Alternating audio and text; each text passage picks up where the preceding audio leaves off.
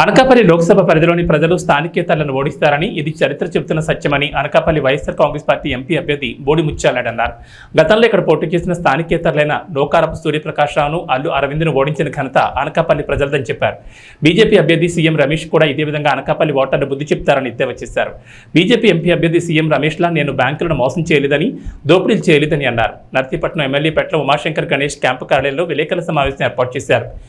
ఈ సందర్భంగా ఆయన మాట్లాడుతూ తెలుగుదేశం పార్టీకి చెందిన శాసనసభ్యులు డబ్బుల కోసం రాయలసీమ నుంచి వచ్చిన సీఎం రమేష్కు సాగిలపడ్డారని ఆరోపించారు. అయ్యన్న పాత్రుడు లాంటి సీనియర్ నాయకుడు సైతం స్థానికులకే టిక్కెట్ అంటూ పెద్ద పెద్ద డైలాగులు మాట్లాడి డబ్బు కోసం సీఎం రమేష్కు లొంగిపోయారని విమర్శించారు. మీడియా సోదరులందరికీ నమస్కారం. ప్రస్తుతం జరుగుతున్నటువంటి ఎన్నికల్లో పార్లమెంట్ సభ్య ఎన్నిక, శాసనసభ్య ఎన్నికలు జరుగుతూ ఉన్నాయి. ఎన్నికల ప్రచార కార్యక్రమంలో జగన్మోహన్ రెడ్డి గారు ప్రసంగిస్తున్నటువంటి సభల్లో ప్రజలు స్వచ్ఛందంగా వచ్చే ప్రభుత్వం జగనన్న ప్రభుత్వం రావాలని, జగనన్నని ఆశీర్వదించాలని చెప్పి ప్రజలందరూ కూడా స్వచ్ఛందంగా తరలి వస్తూ ఉన్నారు. ఈరోజు మేనిఫెస్టోను కూడా వైఎస్ఆర్ పార్టీ రిలీజ్ చేయడం జరిగింది. వైఎస్ఆర్ పార్టీ ఎప్పుడు కూడా జగన్మోహన్ రెడ్డి గారు ఏదైతే చేయగలుగుతామో, ఏదైతే ఈరోజు ప్రజలకు ఇచ్చినటువంటి మాటని తప్పకుండా నిలబెట్టుకుంటామో ఆ పథకాలన్నీ కూడా మేనిఫెస్టోలో పెట్టడం జరిగింది. ప్రతిపక్షానికి సంబంధించినటువంటి పార్టీలు 3 కూడా ఒగ్గులు పెడతా ఉన్నాయి.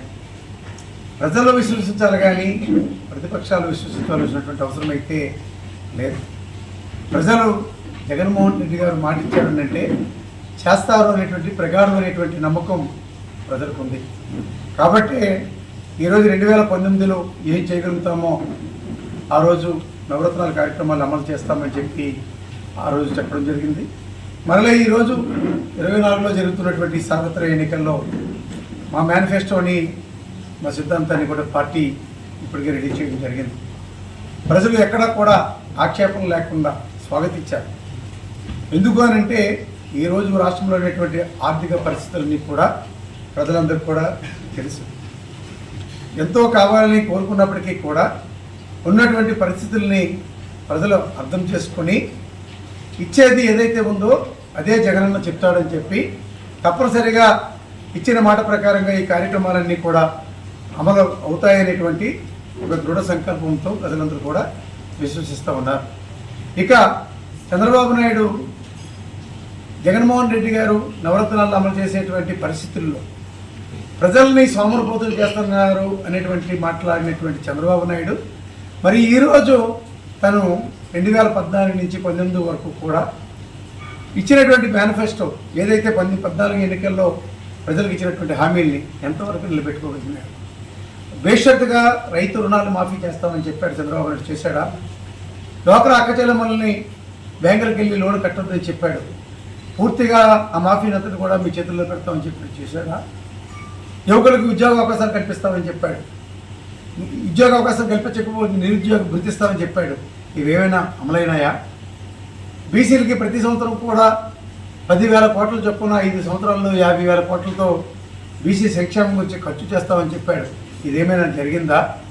కానీ 2019 తన సుదీర్ఘ పాదయాత్రలో ప్రజల్ని కలుసుకునేటప్పుడు, ప్రజల కష్టాన్ని చూసినప్పుడు, ప్రజల కష్టాన్ని విన్నప్పుడు ఏ కార్యక్రమాలు అయితే అమలు చేయగలుగుతామో అవన్నీ కూడా ప్రజలకు చెప్పడం జరిగింది. ఆ కార్యక్రమాలను కూడా అమలు చేయడం జరిగింది. అందుకే ఈరోజు మా జగనన్న ఇచ్చినటువంటి మేనిఫెస్టో ఏదైతే ఉందో తూచా తప్పకుండా మా జగనన్న ఈ హామీలన్నీ కూడా అమలు చేస్తాడు. ఈరోజు మా కుటుంబాలన్నీ కూడా మా పిల్లలు చక్కగా చదువుకుంటున్నారు. 1వ తరగతి దగ్గర నుంచే ఇంగ్లీష్ మీడియం నేర్చుకుంటున్నారు. నాడు నేడులో పాఠశాలలు అభివృద్ధి చెందినాయి. ప్రభుత్వ వైద్యాలయాన్ని కూడా అభివృద్ధి చెందాయి. ఈరోజు 8th క్లాస్ దగ్గర నుంచి కూడా బైజూస్ యాప్ పెట్టి ట్యాబ్లు ఇచ్చారు. జగనన్న విద్యాదీవెన, వసతి దీవెనతో ప్రతి పిల్లల్ని చదివించే కార్యక్రమాన్ని చేస్తున్నాడు. 25 లక్షల రూపాయలు ఖర్చు అయినంత వరకు కూడా ఆరోగ్యశ్రీ వైద్యాన్ని అందించే కార్యక్రమాన్ని చేస్తున్నాడు. ఈరోజు 13,500 నుంచి 16,000 రూపాయలు రైతు భరోసాను పెంచి రైతుల్ని ఆదుకోబోతూ ఉన్నాడు. ఈరోజు ఇస్తున్నటువంటి పెన్షన్ ఏదైతే మేము ఆ రోజు కూడా చెప్పాము, అంచెలంచెలుగా పెంచుకుంటూ 3,000 రూపాయలు చేస్తామని చెప్పాము. ఎన్నికల ముందే 3,000 రూపాయలు కూడా అవ్వాతాతలు కూడా ఇచ్చినటువంటి పరిస్థితులు కూడా చూసాము. ఇచ్చే పెన్షన్ కూడా వాలంటీర్ల ద్వారా నేరుగా ఇంటికి ఇచ్చే కార్యక్రమం చేస్తే చంద్రబాబు నాయుడు వాలంటీర్ల ద్వారా పెన్షన్ కానీ కంటిన్యూ అందితే వారికి ఓట్లు పడవైనటువంటి ఒక దుష్ట ఆలోచనతోనే ఎన్నికల కమిషన్కి కంప్లైంట్ చేపించి వాలంటీర్ల నుంచి పెన్షన్ ఇచ్చేటువంటి పరిస్థితి లేకుండా ఆఫ్ చేయడం జరిగింది. నిన్నటి దినాన్న ప్రతి నెల కూడా 1వ తేదీన అది పండగ దినమైనా సెలవు దినమైనా ముందుగానే వాలంటీర్లు డబ్బులు తీసుకుని వచ్చి చక్కటి చిరునవ్వుతో 1వ తారీఖు సూర్యోదయం కాకముందే తలుపు తట్టి అవ్వదాతల చేతిలో, వికలాంగ సోదరుల చేతిలో, ఇతర అక్క చెల్లెమ్మల చేతిలో పెన్షన్ 1వ తారీఖు సాయంత్రం కల్లా కంప్లీట్ అయ్యేది.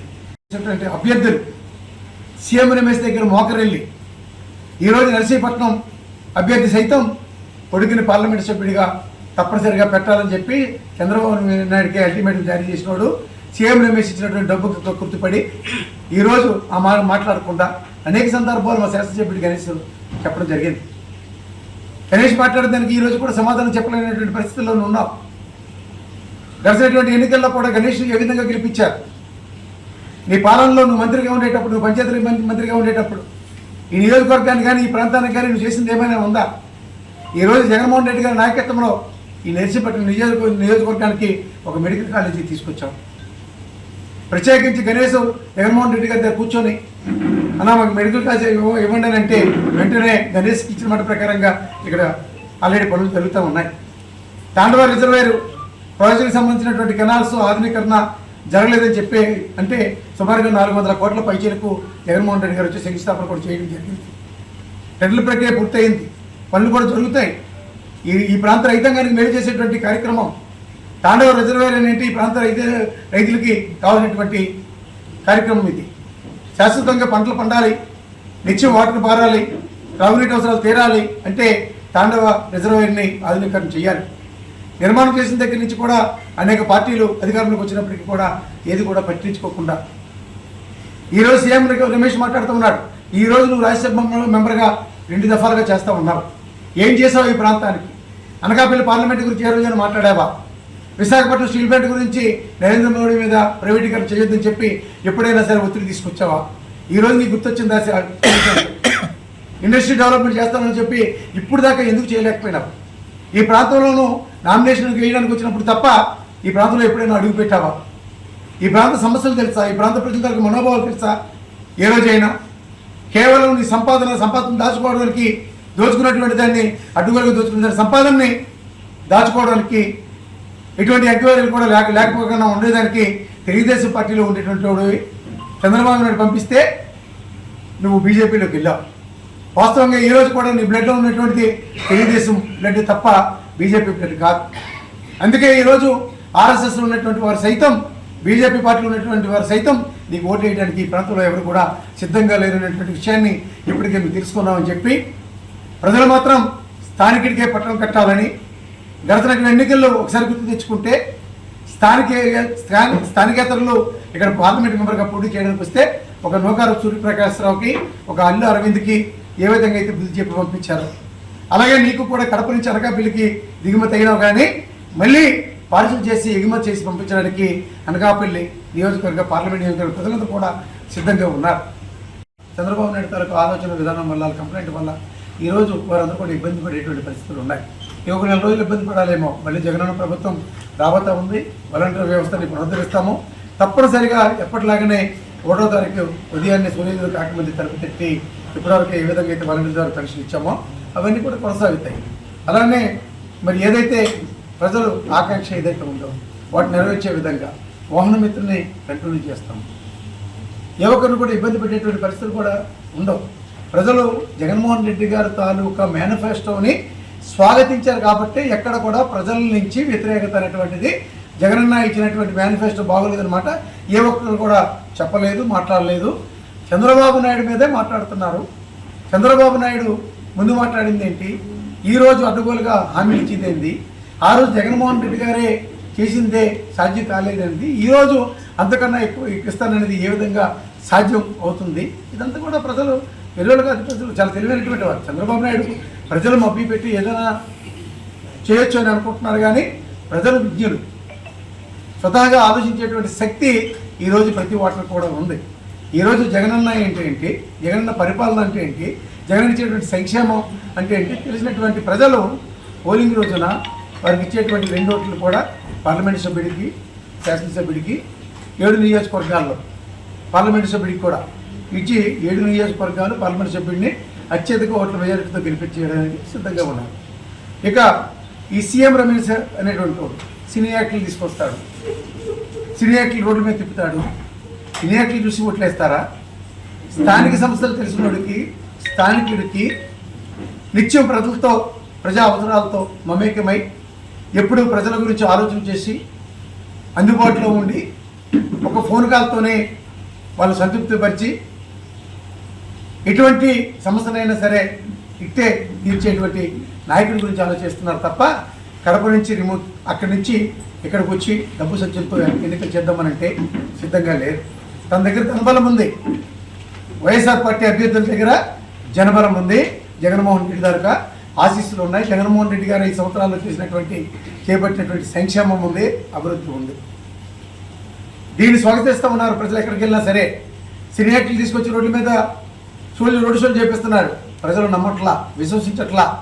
నీ డబ్బు ఎవరికి కావాలి, నీవు ఎక్కడ ఉంటావు, ఎక్కడి నుంచి వచ్చావు, నీ ప్రవర్తన ఏంది, ప్రజల సొమ్ములు లూటీ చేసే బ్యాంకులు ఏ విధంగా మోసం చేసి ప్రజల సొమ్ముకి నువ్వు అడ్డుగొలుగు దోచుకునే కార్యక్రమం చేస్తున్నావు, నువ్వు చేసేటువంటి వ్యాపారం ఏంది, నీ చిన్నప్పటి నుంచి కూడా నీ పెరుగుదల ఏంది, అతి చిన్న కుటుంబంలో ఉండి అడ్డుగోలుగా చాలా వ్యాపారాలు చేసి తండ్రి దగ్గర నుంచి కూడా ఈవేళ ఏ విధంగా చంద్రబాబు నాయుడికి బెనామీగా మారి ఏ విధంగా చేస్తున్నా? ఎన్ని కేసులు ఉన్నాయి నీ మీద? నువ్వే నిజాయితీపరుడు అయితే ఎందుకు ఇన్ని కేసులు ఉన్నాయి నీ మీద? కేసులు ఎందుకు నువ్వు ఎదుర్కోవాల్సి వస్తా ఉంది? అనేక రకాలుగా ప్రచార మాధ్యమాల్లో చూస్తున్నాం, సోషల్ మీడియాలో చూస్తున్నాము. నీ అభ్యర్థిత్వాన్ని ఎవరు కూడా 7 శాసనసభ నియోజకవర్గాల్లో కూడా ఎక్కడ కూడా విశ్వసించే పరిస్థితులు లేరు. డబ్బు ఉందని చెప్పి ఎవరెవరన్నా కొనుగోలు చేద్దామనేటువంటి ఆలోచన చేస్తూ ఉన్నావు. నువ్వు నాయకులు కొనొచ్చేవో కానీ, నాయకులు మభ్యపెట్టి ఈ వైపు తిప్పుకొచ్చేవో కానీ ఓట్ల మీద నీ ప్రభావితం పనిచేయదని చెప్పి ఓట్లు మాత్రం వైసీపీ వైపు చూస్తున్నారు. దాని నిదర్శనం జగన్మోహన్ రెడ్డి గారి తాలూకా ప్రచార కార్యక్రమాలకు వచ్చేటువంటి సిద్ధం మహాసభలకు వచ్చినటువంటి జన సందోహాన్ని చూస్తేనే ఇట్టే అర్థమవుతుంది. చెట్టు అని చెప్పి దోపిడీ మీరు చేశారు. అక్కచెల్లెమ్మలకి ఆసరా, చేయూత, రైతు భరోసా, అమ్మఒడి, చేదోడు, వాహనమిత్ర, ఇలా అనేకమైనటువంటి కార్యక్రమాలన్నీ కూడా ఈరోజు ప్రతి అక్కచెల్లెమ్మ కూడా తన పిల్లల్ని చదివించుకోవడానికి తన భర్త తన కష్టం కూడా అవసరం లేకుండా, ఎక్కడ కూడా ఆందోళన లేకుండా ఆ పిల్లల్ని వాళ్ళ పిల్లల మేనమామగా మా జగనన్న చూసుకుంటాడని చెప్పి ఈరోజు ప్రతి ఒక్కరు కూడా ధైర్యంగా పెద్ద చదువులు చదివించేదాకా మా జగనన్న చదివిస్తాడని చెప్పి ధైర్యంగా స్కూల్కి పంపిస్తున్నారు, ధైర్యంగా ఉన్నారు. అటువంటి పాలన జగనన్న అందించడానికి సిద్ధంగా ఉన్నాడు. చంద్రబాబు నాయుడు సైతం మైతు భ్రమించింది. ఏం మాట్లాడుతున్నాడో తెలియదు, ఎటువంటి హామీలు ఇస్తున్నాడో తెలియదు. అడ్డగోల హామీలన్నీ కూడా 14 నుంచి 19లో చూడడం జరిగింది. ప్రజలు మరోసారి మోసపోవడానికి సిద్ధంగా లేరు. అందుకే వాళ్ళు ఎక్కడ సభలు పెట్టినా జనాన్ని డబ్బిచ్చి తీసుకెళ్లేటువంటి పరిస్థితి వాళ్ళకుంది. జగన్మోహన్ రెడ్డి సభలకి స్వచ్ఛందంగా నిన్న ఎండలు సైతం లెక్క చేయకుండా నిన్న పాయికిరాపేటలో సభ జరిగితే 12 గంటలకి జగనన్న గురించి 2 గంటల ముందుగా వచ్చి ప్రజలు జగనన్న గురించి ఎదురు చూసి 2 గంటల 10 నిమిషాలకి జగన్మోహన్ రెడ్డి గారు వస్తే 3 గంటల దాకా సభా కార్యక్రమం జరిగితే ఒకరు కదలకున్న జగనన్న సందేశాన్ని, జగనన్న మేనిఫెస్టోని, చంద్రబాబు నాయుడు ఇచ్చినటువంటి అడ్డగోలు హామీల్ని చెప్పేటప్పుడు ప్రజలు ఏ విధంగా స్పందించారో వాళ్ళందరూ కూడా చూసుకున్నారు. వారికి భయం ఏర్పడింది. ఈ రాష్ట్రంలో 175కి 175 శాసనసభ్యులు, 25కి 25 పార్లమెంటు సభ్యులు తప్పనిసరిగా గెలిచి తీరుతాము. ప్రజలు కూడా ఇదే చెప్తా ఉన్నారు. ఏదైతే సర్వే జరుగుతూ ఉన్నాయో అవన్నీ కూడా ఇవే జరుగుతున్నాయి. మా సభలకు వచ్చేటువంటి జనం, మాకు మద్దతు తెలుపుతున్నటువంటి జనం తాలూకు మాటే ఈరోజు మాకు శ్రీరామ రక్షణ చెప్పి తెలియజేస్తున్నారు. గత చరిత్రలు తెలుసుకుంటే నీ వెంట ఏంటో, నీ పరిస్థితి ఏంది, నీ కుటుంబం ఏంది, నీ కుటుంబ నేపథ్యం ఏంది, ఈరోజు 1000 కోట్లు ఏ విధంగా అడ్డుగోలుగా సంపాదించావు, బ్యాంకులు ఏ విధంగా మోసం చేశావు, ఎన్ని మోసం చేసేటువంటి కేసులు ఎన్ని రిజిస్టర్ అయి ఉన్నాయి, వీటన్నీ కూడా నిన్నే నీ నామినేషన్లో కూడా చూపించడం జరిగింది. మేము ప్రత్యేకించి మాట్లాడినటువంటి మాటలు కాదు ఇవన్నీ కూడా. నువ్వు చూపించిందే ఈరోజు మేము మాట్లాడుతూ ఉన్నాం. ఈరోజు నువ్వు నిజాధిపరుడు కాదు, ఈ ప్రాంతానికి నువ్వేం చేయలేవు. ఫ్లైట్ మీద వస్తావు, ఎయిర్పోర్ట్లో దిగుతావు, బింజికార్లో వస్తావు, అనకాపల్లిలో కనిపిస్తావు, మళ్ళీ ఎక్కడ పారిపోతావో తెలియదు. నువ్వు మలేషియా వెళ్తావో, సింగపూర్ వెళ్తావో, ఇతర రాష్ట్రాలకు వెళ్తావు. కేవలం నీకున్నటువంటి ఆస్తుల్ని పరిరక్షించుకోవడానికి మాత్రమే ఈరోజు బీజేపీలో ఉండి పోటీ చేస్తున్నావు. ఇక్కడున్నటువంటి 7 శాసనసభ్యులు, జనసేన నుంచి, తెలుగుదేశం నుంచి పోటీ చేస్తున్నటువంటి 7 శాసనసభ్యులకి పెట్టుబడి పెట్టడానికి మాత్రమే ఇక్కడికి వచ్చాం. 100 కోట్లు ఇక్కడ పెట్టుబడి పెట్టి రేపొద్దున్న 1000 కోట్లు దాచుకోవడానికి మాత్రమే ఈరోజు ఇక్కడ పార్లమెంట్ మెంబర్గా పోటీ చేస్తున్నాం తప్ప ఈ ప్రాంత సమస్యలు కానీ, ఈ ప్రాంత పేర్లు కానీ నీకు ఎక్కడ కూడా తెలియదు. ఎక్కడ కూడా నియోజకవర్గాలు తిరిగినటువంటి పరిస్థితులు కూడా ఎక్కడ కూడా లేవు. అందుకే అవగాహన లేనటువంటి ఇక్కడ పోటీ చేసే అభ్యర్థి కాబట్టే మాడుగులో ఎనలేని అభివృద్ధి ఈవేళ భారతదేశంలోనే నెంబర్ 1గా తయారు చేశారు మాడుగుల నియోజకవర్గాన్ని. ఈ రాష్ట్ర ముఖ్యమంత్రిగా ప్రమాణ స్వీకారం చేసిన తర్వాత జగన్మోహన్ రెడ్డి గారి తాలూకా ఆశీస్సులతో, జగన్మోహన్ రెడ్డి గారు ఇచ్చినటువంటి సహకారంతో ఎనలేనటువంటి అభివృద్ధిని సుమారుగా 100 రోడ్లు తారు రోడ్లుగా మార్పు చేస్తామని చెప్పి చేస్తాడు. ప్రతి గ్రామంలో కూడా సీసీ రోడ్లు ఇప్పించాము, రైళ్లు కట్టాము, సచివాలయం, RBK, health centre, bulk milk centre, SC colony, BC colony, community halls, ఇలా అనేక రకాలుగా అభివృద్ధి చేశాము. పార్టీలకు అత్యంతంగా మీకులాగా దోపిడీ చేయాల. 2014 నుంచి 2019 మీరు చేశారు దోపిడీ. జన్మభూమి కమిటీలు పెట్టి అడ్డుగోలుగా దోచుకునే కార్యక్రమం మీరు చేశారు. ఇల్లు ఇస్తే లంచం, పెన్షన్ ఇస్తే లంచం, రైతు రథాలు ఇస్తే లంచం, ఇంటి స్థలం ఇస్తే లంచం, ఇల్లు ఇస్తే లంచం. కానీ ఈరోజు వైసీపీ ప్రభుత్వంలో జగన్ ముఖ్యమంత్రి అయిన తర్వాత ₹1 లంచం అనేటువంటి మాట వినబడకుండా సాచురేషన్ మోడ్లో ఎన్నికల్లో ఎవరికి ఏ పార్టీ కొట్టేసినటువంటి ఆలోచన లేకుండా అర్హత ఉంటే చాలు ప్రతి ఇంటికి మీరు చేసేటువంటి ప్రభుత్వం ఏదైనా ఉందంటే దేశంలోనే వైసీపీ ప్రభుత్వం, జగనన్న పాలన అని చెప్పి మీ అందరికీ మీ ద్వారా ప్రజలందరికీ కూడా తెలియజేస్తున్నాను.